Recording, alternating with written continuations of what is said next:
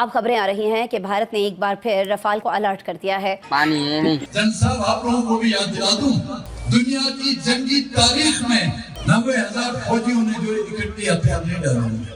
یدھ ہوگا, وار ہونے کے بہت زیادہ چانسز ہیں. ملک کا وزیر دفاع ندیم ملک صاحب کے شو میں آنسو بہا رہے ہیں, ٹسمے بہا رہے ہیں. بھائی آپ کو پتہ بھی ہے کہ آپ کس پوزیشن کے اوپر فائز ہو. سے آنے والے دریائے چناب کا پانی روک کر آج باقاعدہ آبی جارحیت کا آغاز کر دیا ہے.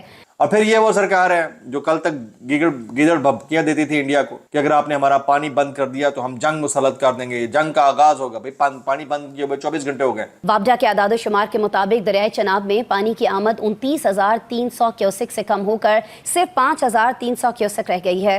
ہم نہیں کہتے کہ آپ جنگ کریں, لیکن وہ بات کریں جو کہ پریکٹیکلی پاسبل ہونا. یار ایسی بات کیوں کرتے ہو کہ ان 90,000 فوجیوں کے نہ صرف ہتھیار بلکہ ان کی پتلونیں بھی آج دن تک وہاں پہ ٹنگی ہوئی ہیں. بھارتی حکام نے نہ صرف اس کا اعتراف کیا کہ دریائے چناب پر بگلیہار ڈیم سے پاکستان آنے والا پانی 90% روک دیا گیا ہے, بلکہ وہ کشن گنگا پروجیکٹ کے ذریعے دریائے جہلم کا پانی بھی روکنے کا منصوبہ بنا رہا ہے. کہ ہمیں ویسٹ پہ یا امریکہ پہ بھروسہ زیادہ نہیں کرنا چاہیے, کیونکہ جے ڈی وینس کو آپ نے دیکھا کہ انہوں نے اگرچہ انڈیا کے سپورٹ میں اسٹیٹمنٹ دیا.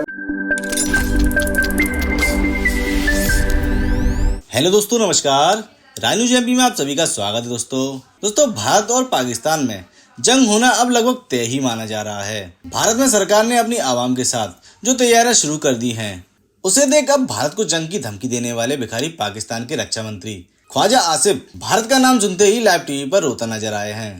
ایک دن پہلے تک بھارت کے پانی روکے جانے کی خبر پر بھارت کو دھمکانے والے پاکی رکشا منتری خواجہ آصف آج پاک میڈیا پر آنسو پہنچتے نظر آ رہے ہیں. دوستو ابھی تو بھارت نے حملہ بھی نہیں کیا ہے اور پاکستان کی رکشا کرنے والے رکشا منتری کا یہ حال ہے, تو جب بھارت حملہ کرے گا تو پاکستان کا کیا حال ہوگا. بھارت کے پانی روکے جانے پر لوگ پوچھ رہے ہیں کہ بھارت نے تو اپنا وعدہ پورا کر دیا, اب پاکستان کیا کرے گا. دوسری جانب ناظرین, بنگلہ دیش بھی پریشان ہو گیا ہے کہ اگر بھارت سنتاس معاہدے جیسے عالمی معاہدے کو یک طرفہ طور پر معطل کر سکتا ہے تو وہ بنگلہ دیش کے ساتھ گنگا معاہدے کے خلاف ورزی سے بھی ہچکچائے گا نہیں. کیونکہ خبر یہ بھی ہے کہ انڈیا نے 175 اپنے لڑاکا طیارے جیٹس پاکستان کے بارڈر کے پاس لا کے کھڑے کر دیے یا پاکستان کے بارڈر کے ساتھ لگا دیے. اب پاکستانی میڈیا یہ بتا رہا ہے, میں دیکھ رہی تھی کہ منصور علی خان کے پروگرام میں جو ہے وہ کہہ رہے ہیں کہ جی 175 جیٹس جو ہیں انڈیا نے پاکستان کے بارڈر کے پاس پاکستان کے طرف رخ کر کے لگا دیے. اب یہ خبر جو ہے وہ کس حد تک درست ہے یہ تو جو وہی بتا سکتے ہیں جنہوں نے لگائے ہیں, کیونکہ کہیں کسی اور جگہ پہ کوئی اور گنتی آ رہی ہے, کسی اور جگہ پہ کوئی اور گنتی آ رہی ہے. اور ویسے یہ جو ہے یہ کوئی ایک طرف سے خبر نہیں چل رہی, کسی ایک کی خبر نہیں ہوتی. یہ آپ اٹھا کر دیکھیں تو انٹرنیشنل میڈیا سے لے کر انڈین میڈیا تک یہ سب خبریں جو ہیں یہ مختلف جگہوں پہ آپ کو پیسز میں ملیں گی.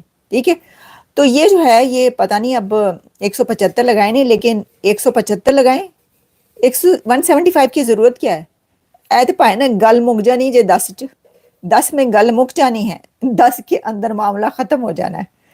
دیکھیں نا, اگر 10 انڈیا کے 10 جیٹس بمباری کریں یا وہ ایکشن لیں تو آپ کو لگتا ہے کہ مطلب اس کے بعد کسی چیز کی ضرورت رہے گی. چلیں آپ 20 جتنے بھی 10 بھی بہت ہیں, 175 ٹھیک ہے, اوکے. تو ایک جو ہے نا وہ یہ بھی ہے کہ جو میں نے آپ کو اس وقت جو ہے وہ بتا دیا. اچھا, اب ایک اور خبر, ایک طرف یہ ہو رہا ہے تو دوسری طرف یہ چل رہا ہے کہ میں دیکھ رہی تھی کہ پاکستان کے اندر جو ہے یہ بات کی جا رہی ہے, جیسے پہلے مولانا فضل الرحمان نے یہ والی بات کی تھی کہ جی سب کو پہلے ایک موڑ پر لے کر آئیں, سب کو ایک پیج پر لے کر آئیں اور پھر یہ جنگ کریں. آپ دیکھیں کہ کیا سیاسی قوتیں, کیا یہ والے لوگ, کیا وہ والے لوگ, کیا بی ایل اے, کیا ٹی ٹی پی, کیا یہ سب آپ کے ساتھ کھڑے ہیں. تو بھائی بی ایل اے اور ٹی ٹی پی کیوں ساتھ کھڑے ہوں گے, وہ تو خلاف کھڑے ہیں, وہ تو ان کے ساتھ کھڑے ہیں, وہ تو آپ کے دشمنوں کے ساتھ کھڑے ہیں جیسے کہ آپ کہتے ہیں. بات یہ ہے کہ کیا آپ کے گھر کے اندر کے لوگ جو کہ آپ کے اپنے ہیں وہ آپ کے ساتھ کھڑے ہیں یا نہیں ہیں. تو ایک جو وہ آپ کو پتہ ہی ہے یہ جو کلیرک ہیں مولانا عبدالعزیز لال مسجد والے, وہ برقع پہن کے جو بھاگے تھے جب وہ والا ہوا تھا مشرف دور میں آپریشن, انہوں نے تو جو سپیچ کیا نا، ان کے سامنے لوگ بیٹھے ہوئے تھے، انہوں نے سے پوچھا کہ کیا یہ انڈیا اور پاکستان کے بیچ جو جنگ ہونے جا رہی ہے اس میں آپ پاکستان کا ساتھ دیں گے؟ تو ساتھ ہی جو ہے نا وہ انہوں نے ہاتھ اٹھانے کو کہا تو کوئی بہت ہی کم ہاتھ اٹھے. تو انہوں نے کہا ہاں ایسا لگ رہا ہے کہ آپ ایسا نہیں کریں گے، اس کا مطلب ہے آپ کو سمجھ آ گئی ہے. Can you imagine? یہ پنڈی میں ہو رہا ہے، یہ پنڈی میں آپ کے بالکل قریب بیٹھ کے پنڈی میں یہ ہو رہا ہے. ذرا یہ سنیے گا کیا کہہ رہے ہیں.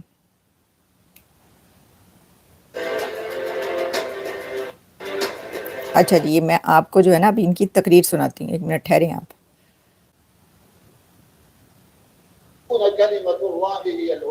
فرماتا ہے شجاعت کے لیے لڑتا ہے، پاکستان کی جنگ قومیت کی جنگ ہے اور پیدا ہو چکی.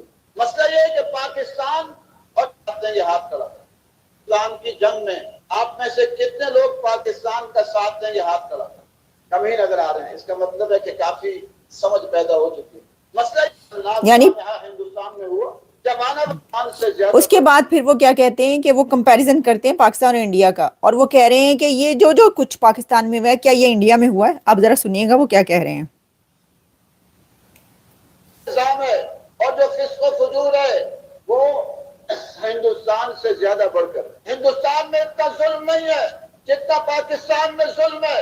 کہ لال مسجد جیسا المناک سانحہ ہندوستان میں ہوا، زمانہ وزیرستان میں اور پورے خیبر پختونخوا میں جو مظالم ہو رہے ہیں وہ وہاں ہوئے کہ ان کے اپنے جٹ طیاروں نے اپنے ہی ملک کے رہنے والوں پر ایسی بمباریاں کی. کیا ہندوستان کے اندر اتنے لوگ لاپتہ پائے جاتے ہیں؟ ہندوستان کے اندر کوئی تحریکیں لاپتہ افراد کے لیے ہیں؟ لوگ لاپتہ افراد کے لیے تحریکیں چلا چلا کر دھرنے دے دے کر تھک کر مجبور ہو کر گھروں میں بیٹھ کے اللہ سے مانگو. کتنی مسورات یہاں بیٹھی رہی. بلوچ لاپتہ، پختون لاپتہ، اب تو تحریک انصاف کے لوگ لاپتہ، صحافی لاپتہ، علماء کرام لاپتہ. یہاں جو ظلم ہے، اور یہاں نہیں اکثر مسلمان ممالک کا یہی حال ہے. کفریہ ممالک میں تو پھر بھی کسی نہ کسی. اب آپ یہ سوچیں کہ ایک کنٹری حالت جنگ میں ہے اور وہ چند ہی گھنٹے کے اندر جو ہے جنگ ہو سکتی ہے کسی بھی لمحے. اس وقت پنڈی میں بیٹھ کر مولانا عبدالعزیز یہ سپیچ کر رہے ہیں. کیا بات ہے، کیا بات ہے. وہ کہہ رہے ہیں کہ جی یہ جتنے لاپتہ بلوچ لاپتہ، پختون لاپتہ، اب تو پی ٹی آئی کے لوگ لاپتہ. کیا انڈیا میں ایسے لاپتہ ہوتے ہیں لوگ؟ کیا انڈیا میں خواتین کے ساتھ ایسا ظلم اور تشدد کیا جاتا ہے؟ کیا انڈیا میں ایسے لوگوں کو اٹھایا جاتا ہے؟ کیا جو لال مسجد کا واقعہ ہوا کبھی بھارت کے مسلمانوں پر ایسا کوئی واقعہ ہوا؟ انہوں نے کمپیریزن کر کے نا یوں او مارا جے اپنا تجزیہ کر کے. تو یہ ہے سچویشن. آپ یہ سوچیں. اچھا ایک طرف مولانا فضل الرحمان نے یہ کہا تھا کہ یہ واک آؤٹ کر گئے کہ یہ جو اسمبلی میں پارلیمنٹ میں ہو رہا ہے تو کوئی سیریس ہی نہیں ہے، تو یہاں پر تو لوگ ہی نہیں آئے تو میں کیا کروں، میں جا رہا ہوں. اور دوسری طرف مولانا، ایک اور مولانا پنڈی میں بیٹھ کے یہ سپیچ کر رہے ہیں.